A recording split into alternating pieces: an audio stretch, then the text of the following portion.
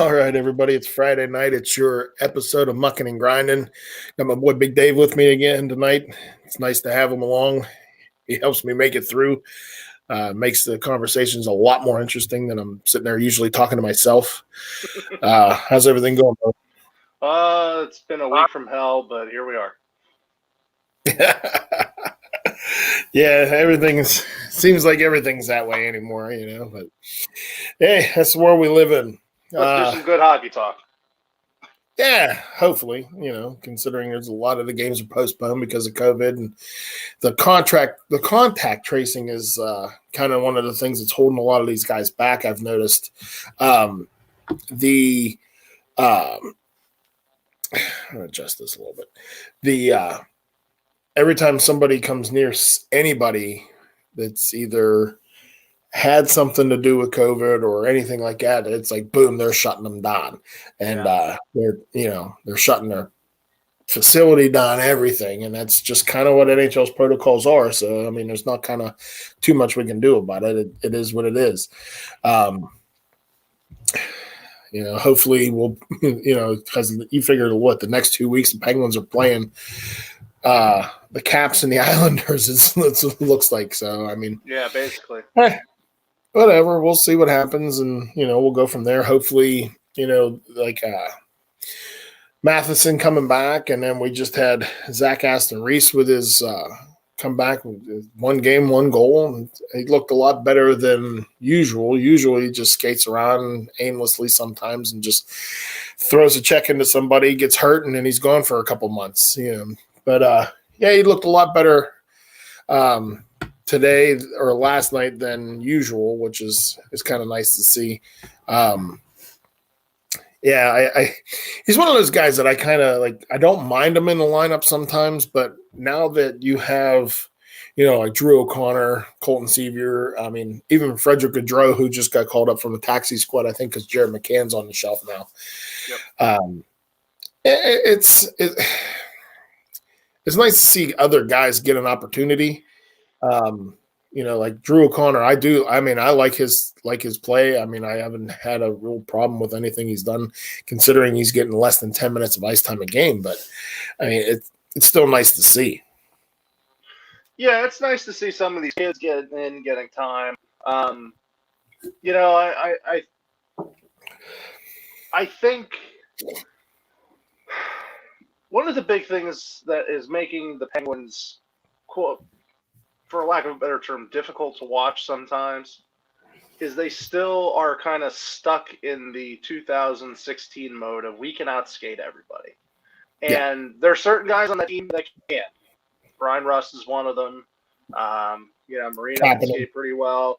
Kapanen can skate pretty well. Joseph. I mean, the young guys.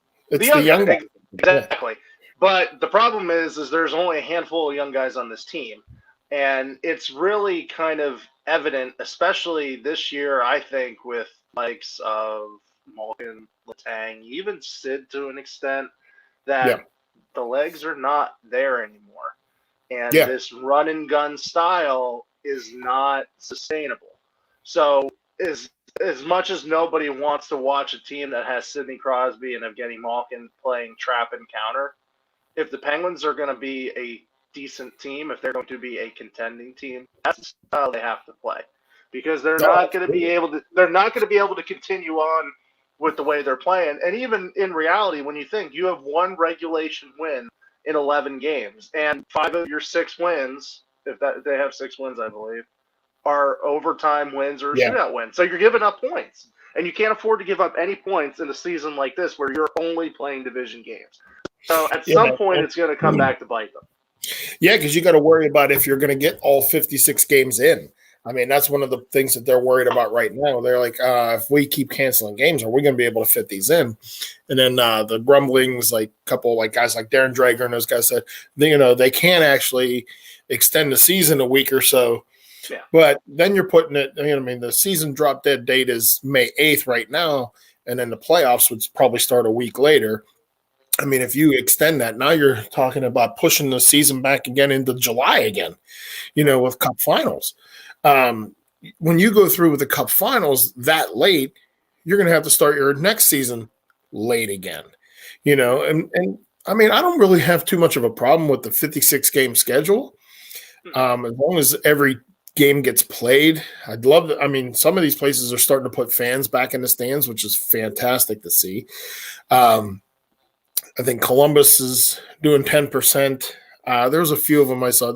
They're just starting to. I think some of them have had enough of it, like where they need to make the money, and they're putting people in the stands. I mean, they don't have much of a choice.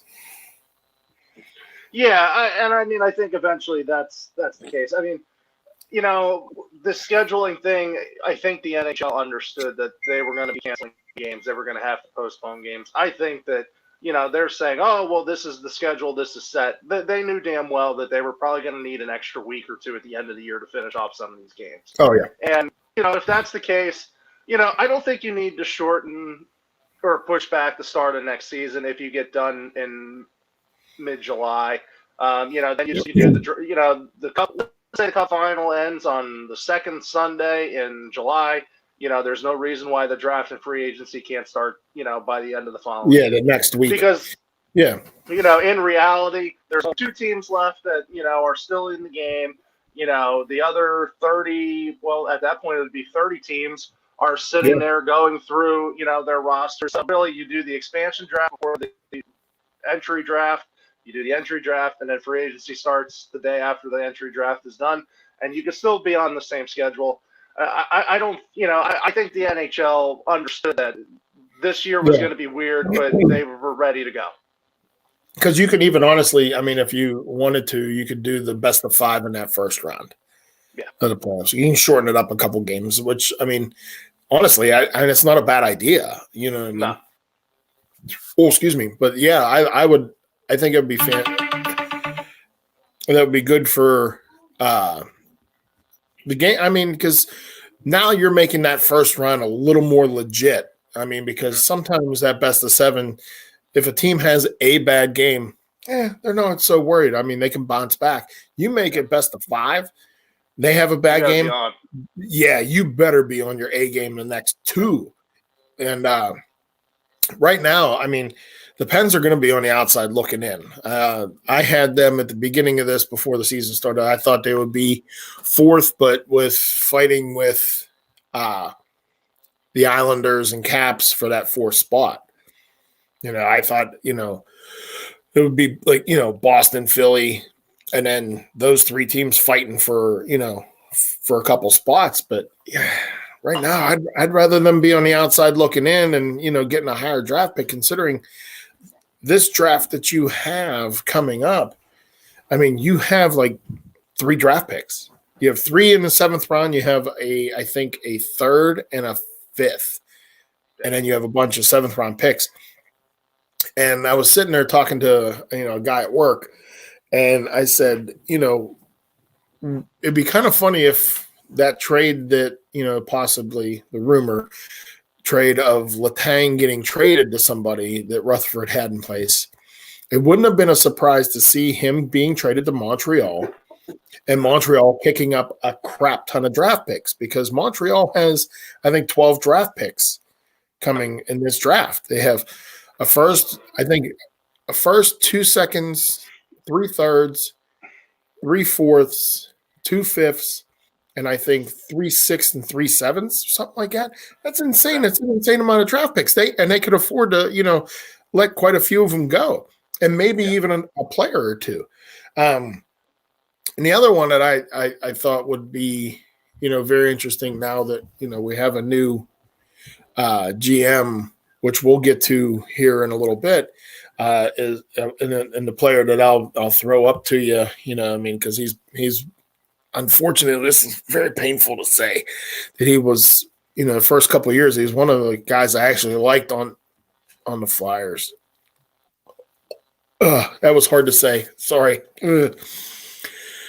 But yeah, I don't know.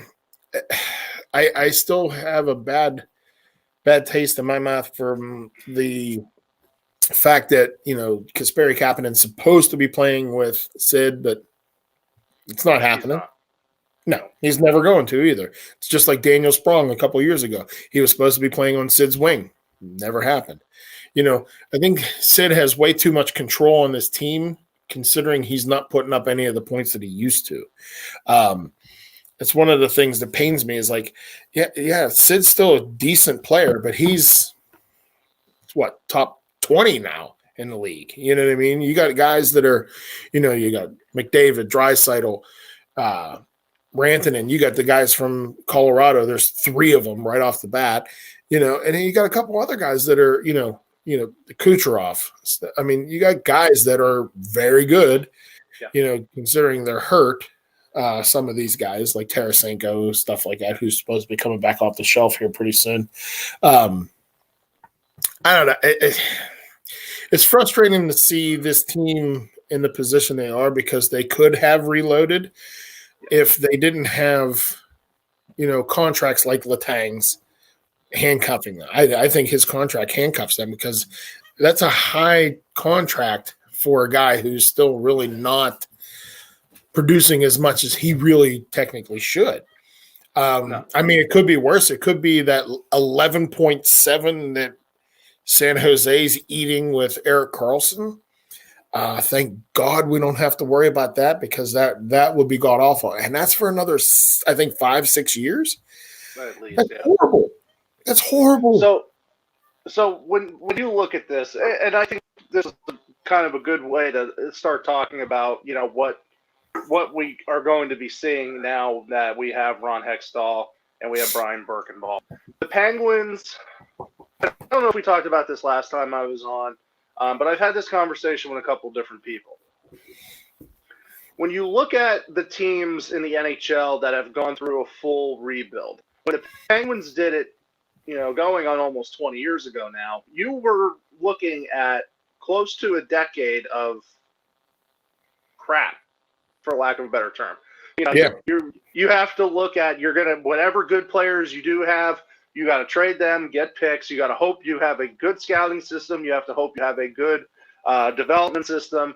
And then you really need to hope that it all falls into place. And when you end up with, what did the Penguins have? 4 number 1 picks or 3 number 1 overall picks and, 6 or 7 straight first round picks in the top 10, something like that. And then you got guys like, you got Stahl, you got Orpik, you got Ryan Whitney, you got, of course, Sid, Gino, Flower, and Jordan Stahl. And then, you look what they did in the later rounds. You got guys like Max Talbot, who was a 5th or 7th round pick that, worked out well. You got a Chris Letang in the 3rd or 4th round. You got guys like Matt Murray in the 3rd and 4th round. Brian Rust, Connor Sheary as an undrafted free agent, things like that. It all kind of fell into place and worked out. But I look at a team, and I think the perfect example of this is if you have NHL Network on right now, you're watching the Rangers and the Bruins. The Rangers decided 2 years ago we were going through a full rebuild. And they got very lucky in terms of they got an absolute stud in Artemi Panarin in free agency. They traded all of their aging players for first-round picks and got decent players that are now already making an impact. They have 2 very good young goaltenders, and they have a very good young defensive core. And frankly, they have a good top 9. And they were even willing to let D'Angelo go. You know what I mean? He had issues, with his Twitter, stuff like that. The social media thing is one of those things right now that just really I don't care what somebody puts on their social media. That's their opinion. You're entitled to your opinion. Yeah. The whole cancel culture of everything right now just makes you sick because, you know what? You hurt one person's feelings, but guess what? You know what? That's not the whole broad spectrum of people out there. And sorry, you know what? We were raised in a different way where, thicken up your skin a little bit, Buttercup, because life's not all sunshine and rainbows.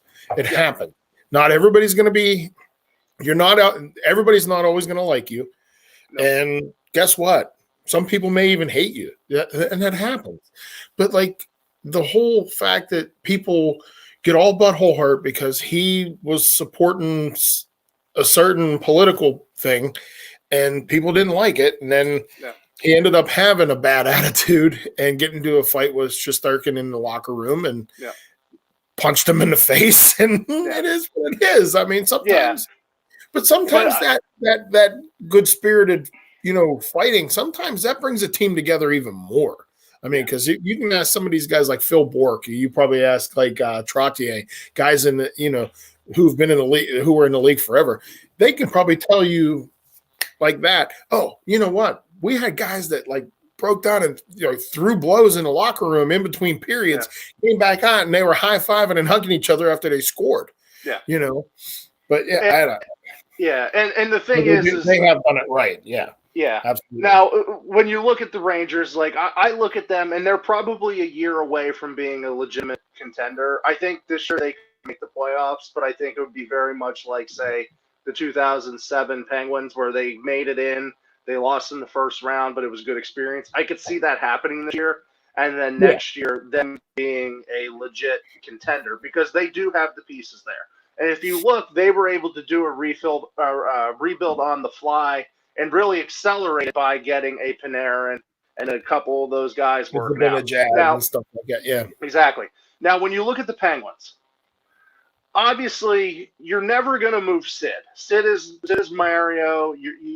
That's what Brian Burke even had that on. It was one of the questions for him. Was like, the question was who's untouchable on his team, and he said, well, as far as we know, there's only one, and unless he wants to go, it's only that one player. We haven't even begun to evaluate anybody yet. And that's one of the cool things that I like about Brian Burke. He's not going to pull any punches, for one. No, he's very blunt. I love the fact that, and I was telling Jonna earlier, I said, he looks like his style, the slick back hair, greasy slick back hair, button-down shirt, open, tie hanging off his neck. He looks like drunk uncle. Like, he could be your drunk uncle, and he would sit there and talk hockey with you until your ears fell off, and he wouldn't repeat himself or sit there and, bat an eye about some of the stories he told you. And the way he handles a franchise and the way he handled being a general manager and everything, the guy's got a great hockey sense. I loved listening to him on TSN when the NHL Network would throw their stuff on. He's really good with knowing what certain things needed to be done with an organization. Mm-hmm. And with bringing him in, it also shows that maybe Jim Rutherford had too many hats on, and it was like, hey, look, I need help. Yeah. And wasn't able to keep up with everything anymore because of the fact that he was carrying so many hats, and then they made him get rid of a guy in the off season. And, certain people may not have been, helping out as much as they should have been. And then you figure Bill Guerin left, and this guy left, and this guy left, it's one of those things. But one of the things that I love about Ron Hextall being the GM, the dog, Hextall got a raw deal in Philly. I'm a 99.999% sure. Well, actually, let's just say 100% sure he got screwed. That team now is all Ron Hextall. Agreed. All those guys, Farabee, Patrick, Hart, Provorov, Konechny. We can keep going. All these young guys that are there are because of Ron Hextall and him keeping his draft picks and developing from within. And he did trade some draft picks here and there for certain guys, but the whole fact that he built his franchise from scouting and stuff like that, and he did that with Los Angeles too, and they won the cup before he became the GM in Philly. Right. He did a great job there with LA, being the assistant GM out there.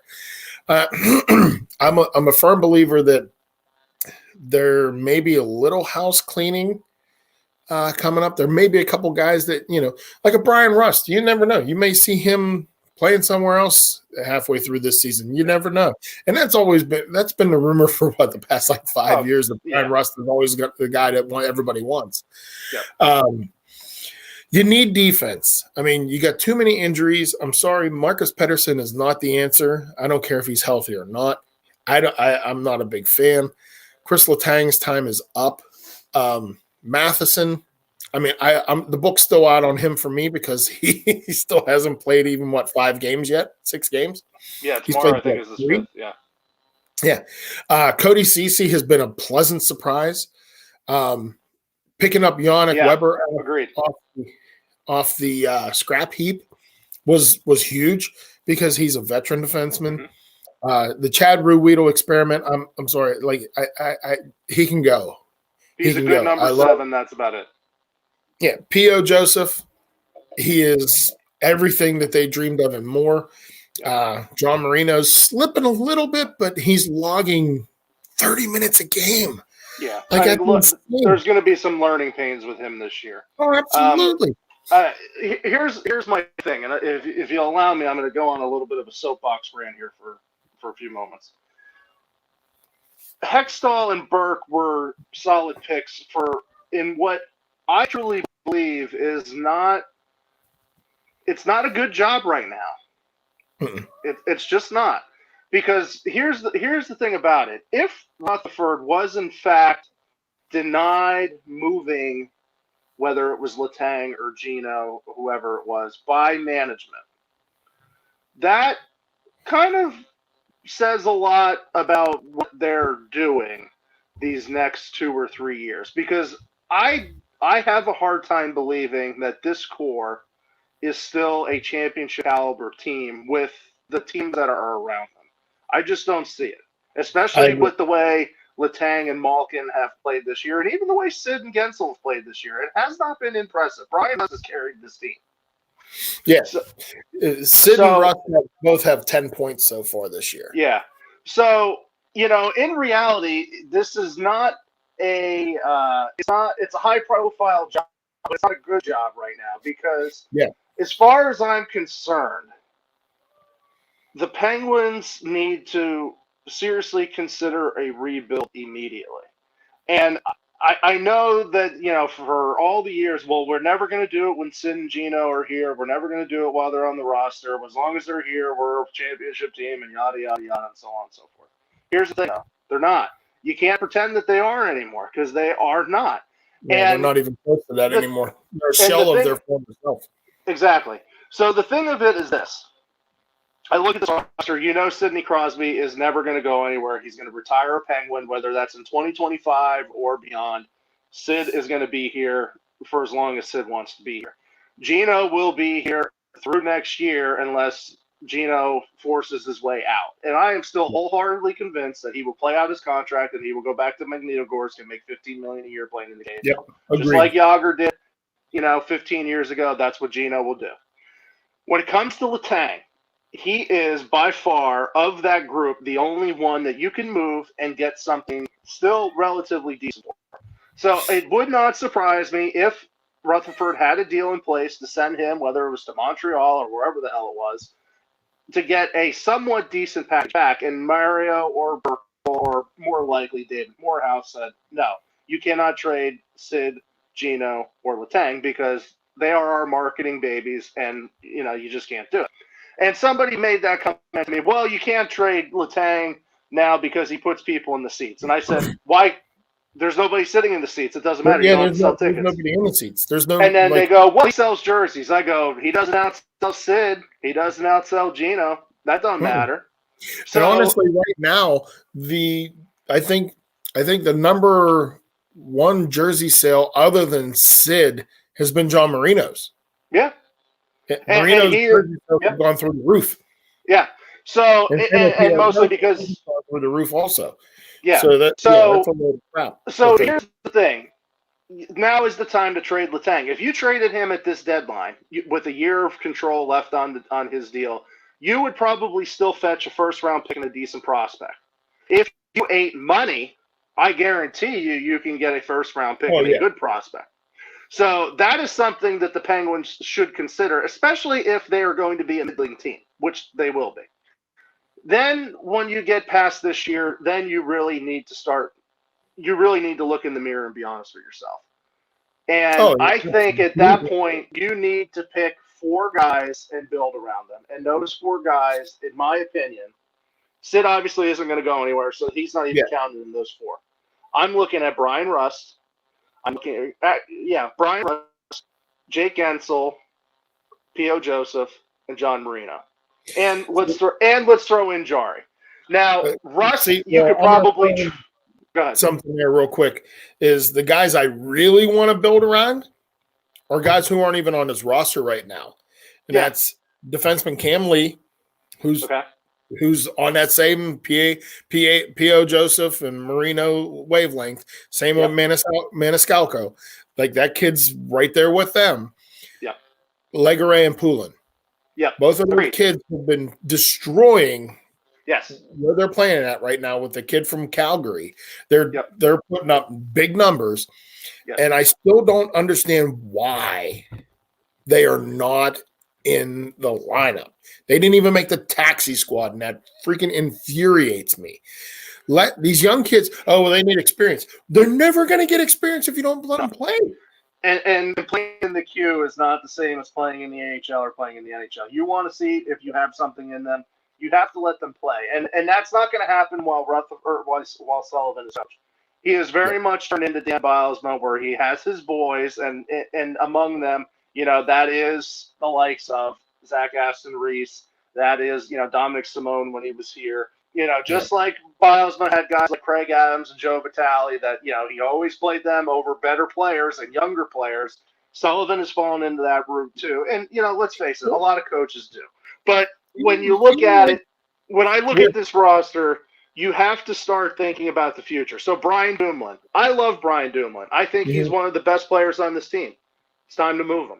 You know why? Because you could still fetch a ton for him at his age, his contract, and his playing ability. Has he been hurt a lot? Yeah, he has been hurt a lot. Has this year been a little bit of a down year? Yeah, it has been. But you could trade Brian Dumoulin and probably get 2 or 3 solid picks or prospects. Oh, absolutely. Same thing with Brian Rust. As much as I love Rust and as good as he's been, he's the one that you can sell high. So you would build around Gensel. I'm talking about guys on the roster right now. Yeah. You would build around Gensel with Sid, and then Joseph and Marino, because that's going to be your top pair, and probably Jari, because Jari is going to be Jari, which wouldn't be a surprise because right now that looks like it is a death sentence for Jari because Murray was Sully's boy, and he's had a little hiccup in his playing. So guess what? You're not playing. I'm going to go with the Smith. And here's the real. Well, did you notice the way the style that they've been playing also in front of Casey DeSmith? They're blocking a little more shot. They look exactly the same as they did when Murray was in the lineup. They were blocking more shots, playing a little tighter defensively. But when Jari's in net now, it's kind of like the Fleury syndrome. You're a little more loose. You're not as careful with the puck. Kind of like right in the beginning of overtime last night. Chris Letang, he's skating blue. There's a guy right on his ass, and he almost coughed up the puck and cost him overtime. Yep. But I'm going to jump on a tangent real quick, though, is the guy that I honestly think that, since Hextall has his ties, and he drafted this kid, and he's 27 years old. He's a right defenseman. I know, the defense right now with as many guys as you have heard, it doesn't matter if they're left or right. Shane Gostisbehere.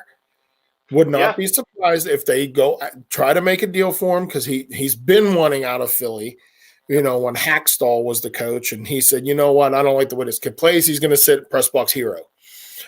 He's only played, I think, 4 games, maybe 5 this year. He's 27 years old. Give him an opportunity. I'd bring him in. I don't know what I would trade for him, but I would. As much as it sucks to trade with somebody who's that close in your division, you may have to. I mean, you may have to give up something you may not like, or you may not have to give up too much at all because they're like, he's sitting there anyway. We don't give a shit. All depends on the contract. So Gostisbehere's money hit is a little higher. Like the thing is the writing is going to be on the wall for Sullivan. If he makes it through the year, I'd be surprised. And I can tell you this, I don't think even Reardon will survive the offseason. I think the entire cast of characters is going to be gone. And Hextall and Burke are going to bring in one of their guys. and they're gonna start completely over. And I think that needs to happen. As much as I don't want to see, let's say 3 or 4 years of abysmal hockey that leads to lottery picks, nobody does. Yeah. But if you want to get back to the point where you look at the Penguins as a legitimate Stanley Cup contender every season, you're going to have to do that. You're going to have to do it sooner rather than later. So you got to stop trading away your draft picks for, got to start saving some, or maybe trade away some guys to stockpile a few draft picks. But exactly. On Goss's pair, he's a left D, and his cap hit is 4.5. And he's got this year and 2 more years after, which is not a bad. No, that's not bad. It's not that bad. I'd be okay with it. No. So, I mean, I just think that, I hope that Mario and Burkle and really Morehouse let these guys do what needs to be done and not really what they forced Jim Rutherford to do the last 2 or 3 years, which is, you got a gunshot wound. Here's a couple of Band-Aids. Try to make it work. I mean, when they lost to the Capitals in 2018, that was the writing on the wall that was the end of the road. Those young guys were not the young guys anymore. Murray was already starting to show some cracks. Sheary was pretty useless at that point. Dumoulin was really a stud. Rust was coming into his own. Gensel came off another good year, but you could see that the cracks were there. And instead of trying to really be serious about it, it's okay. Well, let's just try to make this last another year. Let's just try to make this last another year. And you kind of have to do that when you have a Sid and a Gino and a Letang. But if they're not playing to the level where you are going to contend, which they have in let's face it, probably 2 years now, if not 3, yeah, the writing's on the wall. Yeah, and it sucks, and nobody wants to hear the word rebuild, but that is where they're at. And I really hope that they let Hextall and they let Burke do what needs to be done. Because if you do it now and you're smart about it, I mean, you look at Philly, that, in 2012, they were a playoff team. They brought Hextall in. They had some shaky years, but look at the team they have now that is probably built for a Stanley Cup run, if not this year, for at least the next couple of years. Yeah, because they were the favorite. They had Philly as the favorite, the Cup favorite this year. Them in Colorado. I think that's a bet. I mean, and you look at it, it could be for this year, next year, and the year after. But like the hot seat is there for Sullivan. Oh, and yeah. if it's not, he won't survive the year. If he makes it through the regular season, he'll be gone in the spring. I have a feeling after the season, if they miss the playoffs, he will be gone. And the other disappointment is like Jason Zucker. Like he's been a disappointment, and I feel bad because honestly, I think Rust and him should be playing with Sid. Gensel should be playing with, Gino along with like Kapanen. But I didn't mind too much of I think it was, what was it, Tanev? Bluger, Tanev, and McCann. And Kapanen, Tanev, and Bluger were playing on the line together. That's a good third line. They were playing fantastic. And now you got Zach Aston-Reese back. Maybe even put Zach Aston-Reese on that second line with, Gensel and Gino, and put Kapanen on that third. You give yourself a scoring guy on each line. Yeah. But that because he's not going to play the top line. You know that. No. Other notes and news in the NHL: Mikko Koivu retired from the NHL. He was the all-time leading scorer for the Minnesota Wild with 709 points. I was looking at they had most career points by franchise. There was a couple of them that were like a little surprising for me. Some of them were not. The David Legwand one, was one that jumped out at me the most, was with 566 points down there in Nashville. It just still they've never had that stud scorer. They can't get 15 years of Barry Trotz. Yeah. And you figure like he only had 210 goals and 356 assists. Yeah. Like it's kind of sad when you look at it that they've never really had another stud forward. No, He, and I wouldn't Ryan even consider Johansson him a goes there stud. and he's Yeah, I mean, really, I mean, Nashville was always a defensive team with the likes of Weber and Suter, and mhm. then Jones and Yossi. You know, I mean, that was a team built from the back forward. So it doesn't, and especially with 15 years, the first 15 years of that franchise with Barry Trotz at the helm. Yeah. His system doesn't really require you to have a stud up front because No. that's not the way they play. No, because Um, Patrick Eliash is the all-time leading scorer for New Jersey with 1,025 points. yeah. Yeah, and look at that system those guys played. They get they go up 1-0, and boom, neutral zone trap, and that was Yep. it. The game was over. Yep. The other Chicago, Stan Mikita is the all-time leading scorer. Stan Mikita. That's a long time ago, Yeah. and that's 1,467 points. Yeah. I mean, everyone says, "Oh, Patrick Kane's the best thing since sliced bread there," but he ain't passed up Stan Mikita yet.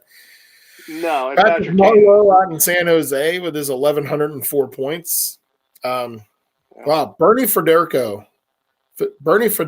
out there in St. Louis was one that kind of jumped out at me. Martin St. Louis in Tampa, Sundin for Toronto, Rick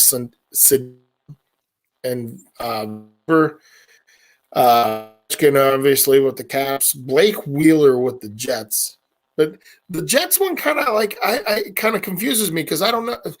Like, is that just this recent Jets or the old Jets by what they're going by? Because I thought Howard would have been the number one. The old Jets became the Coyotes, so you would have Shane Doan's the all-time Coyotes leader. Yeah, so so I mean the Jets would be Atlanta, and then current Winnipeg. So that makes sense that's Wheeler because Ron Francis with Carolina because he stayed and went with Hartford. Yeah, but technically he was Hartford and then he was Pittsburgh. But yeah. And the all-time leading scorer for the Vegas Golden Knights is Jonathan Marchessault with 190 points. That's a good one. I like that. But Jerome McGinley with the Flames, Sakic with the Avs, Rick Nash with the Blue Jackets. Yeah, and that makes sense. I mean, he was a hell of a player when he was there. Yeah. Mike Modano, Gordie Howe, the Wings, Gretzky, Jonathan Huberdeau of the Panthers, Marcel Dion of the Kings, Guy Lafleur with the Habs up there in Montreal. That one kind of surprised me that it was Guy Lafleur. I honestly thought it would have been one of the Richard boys or somebody, like anybody. I really, but then I sat there and thought about it for a second. That Guy Lafleur did have a couple seasons where he was like 60, 70 points ahead of anybody else in the league. So, yeah, Ray Bork's the all-time leader with the Bruins. That's surprising, but yeah, but we'll see what happens with the Pens here. I'd love to see Tristan Jarry get back on, his winning ways. Yeah. The kid's a good goaltender. I mean, you don't really have much in the system. No, and he needs to play. Even if he struggles, he needs to play. Yeah, this is ridiculous with him going back and forth. Casey DeSmith he's a backup. He's not a starting goaltender. He's not even a half starting goaltender. The only way he should get into a game is if somebody gets hurt or you play 3 games in a row and you need somebody else to get in there. Yep. Tristan Jarry is your goalie. There's no reason not to play Tristan Jarry, even if they're struggling. If they're struggling, that means that the team in front of him needs to figure out why they're struggling. And it's not necessarily always on him. A goalie's going to give up a bad goal here and there. But if you're – yeah, like you said earlier, the way they play is completely different in front of DeSmith as it is in front of Jarry. Because, there's been goals that have gone in on Jarry that everybody's like, oh, I can't believe it let in another. You can't stop deflections. No. Deflections, when they change they're coming in, you're squared up to the puck, and it gets tipped, and it goes over your shoulder. There ain't nothing about that. I don't care who you are. Your reflexes are not that good. No. To be able to stop that. You can't. No, absolutely not.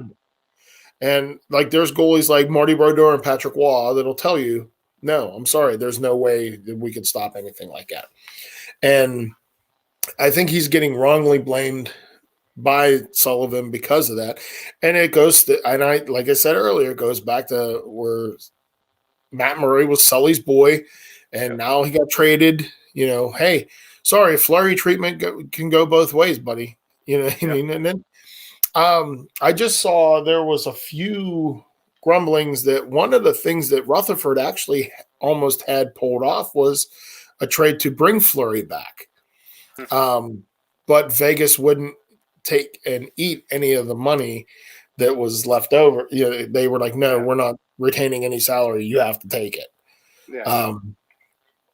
But yeah, you know, I mean, the thing about that is, you know, as much as we all love Flower, you know, that's past time. Jari's our guy, and Jari needs to be allowed the reins to be our guy. When Matt Murray struggled, Matt Murray still played. Oh yeah, he played a lot too, and it was like a little too much. We're like, all right, now it's time to give anybody a shot.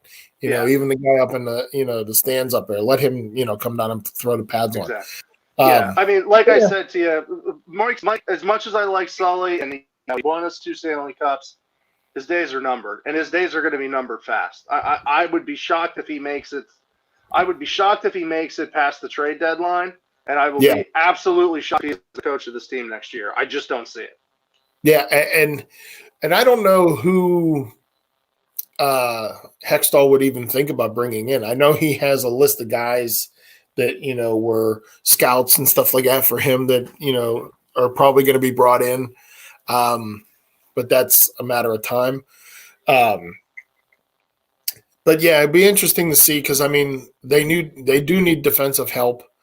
It still wouldn't even surprise me to see Matheson get traded, even though he's young and he's still get. I mean, you never know. I will say this when it comes to a coach. I saw Brian Burke did a radio show today. I don't know if he was on with Cook and Pony or who he was on with, but he made a comment. If you look, well, there hasn't been a team since the Penguins in 2017 that have won with speed. The last 3 teams have won by being big and by scoring.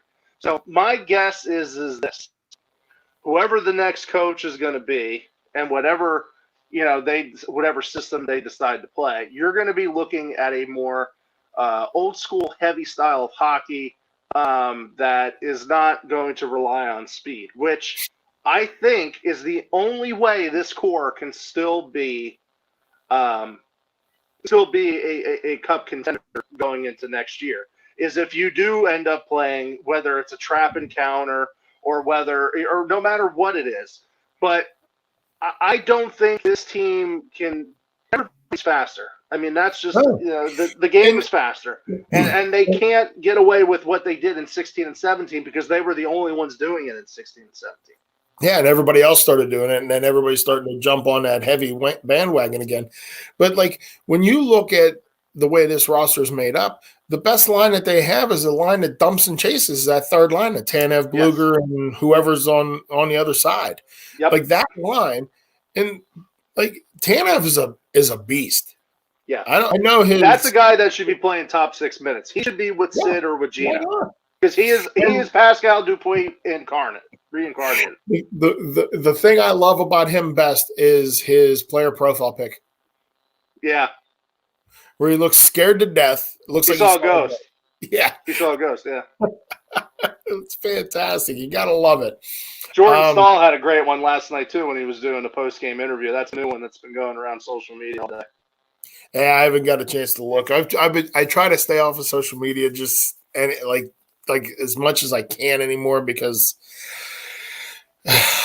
I'm not a big fan of the social justice warriors and the cancel culture stuff. I'm just really so sick and tired of seeing everybody trying to cancel somebody out just because they have a difference of opinion.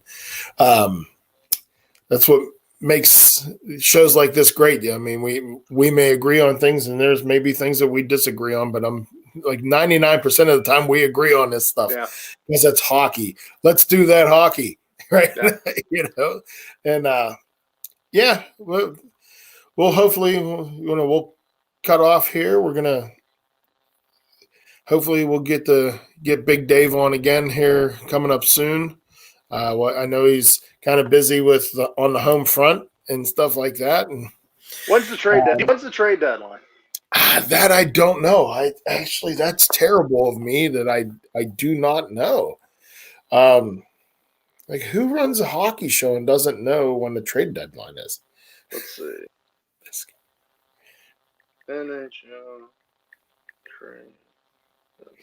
It is Monday, February 24th at 3:00. Wait, really? I have April 12th. I know that's just the thing that popped up. That's the 2020 trade deadline. Hold on. Yeah, that was 2020. Yeah, 2021. I was like, wait a minute. I was like, that. Yes, April 12th. Yeah. Well, we'll definitely have to get on to talk about trades because that's always my favorite thing. It's the next few weeks are going to be busy with all the stuff on the personal front going on. So I'm trying my best to get on again, but the month of March is going to be real packed for me. Well, next week's kind of awkward for me because it's my birthday. So yeah, and I got a couple things at the school going on. So I may be on, I may not be, but if I am, it's going to be late. Yeah. And April 12th is a Monday. Yeah, it usually is a Monday, sort of. Yeah, the deadline I think is always on a Monday.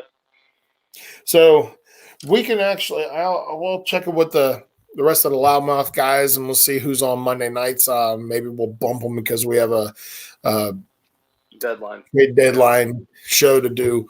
Because that's sometimes is a little more important, when it's big news stuff like that than some of the other sports that's going on. Is there other sports going on besides hockey right now? No, exactly. Nobody cares. The NBA's going on. Who? Basketball. Oh, did you? What is it? Oh, yeah, basketball. Exactly. Yeah. Still, no. Soccer's COVID. Going on. Soccer. All right. On that part, I'm going to cut you off. Riverhounds are going to be starting up here soon, right? I'm not sure when the season's supposed to start. It typically starts in March. I think they're looking more at like a May 1st start this year. So they announced a couple signings this week. They actually got two guys that were more MLS related the last couple of years. So that's good. There's a lot of turnover on this team. I was really concerned when they let some of the guys go. But some of the names that they're bringing in so far, I'm encouraged. And if Bob Lilly's coach, then this team is pretty set to be pretty decent. So maybe when it comes down to that, where they're getting ready to come on, maybe we'll have you and Matt come on and let you guys get some soccer. Yeah, Matt would be great because he's their play-by-play. Yeah, exactly. He knows them well. So Matt would be a great one to have on. Yeah, I'll have you guys on. I'll talk to Matt. He said he's willing to come on too, so it'd be great to get him to come on. We'll get you guys to talk some soccer. I don't know. And then when spring comes, we hit the golf course. What's that? And then when spring comes, we can hit the golf course. Yeah, I have a GoPro we can take along with us. We can actually do a show from the golf course and see how bad we really are. But yeah, hey, it was great talking to you, brother. Yeah, you too, bud.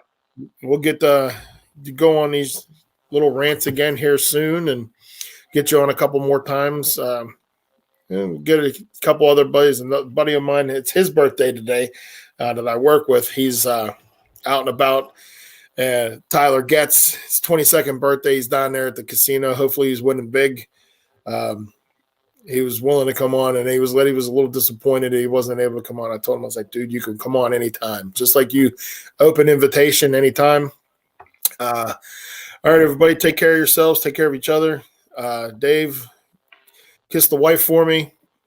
Give her a hug because I'm not allowed to hug. Babysit.